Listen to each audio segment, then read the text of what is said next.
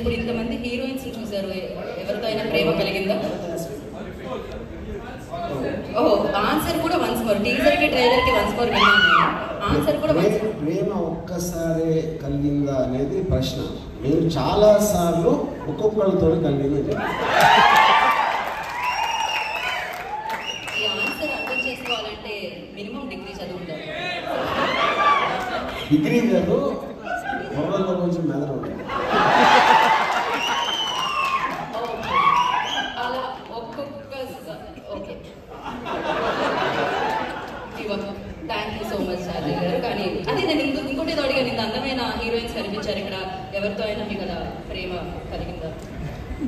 నేను ఎక్కువ మంది అమ్మాయిలు కూడా ఒక అమ్మాయి గురించి మాట్లాడాను. ఎక్కువ మంది అమ్మాయిలు ఉంటే ఒకే ఒక అమ్మాయి గురించి మాట్లాడాను.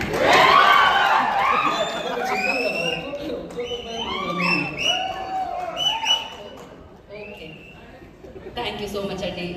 ఇది నాకు అర్థమైంది, కాకపోతే నేను ఇంటెలిజెంట్ కాబట్టి. ఇంకా ఓకే, ప్రభాకర్ గారు ఏదో చెప్పాలనుకుంటున్నారు ఆర్జీవి గారి గురించి. Thank you so much RGV గారు.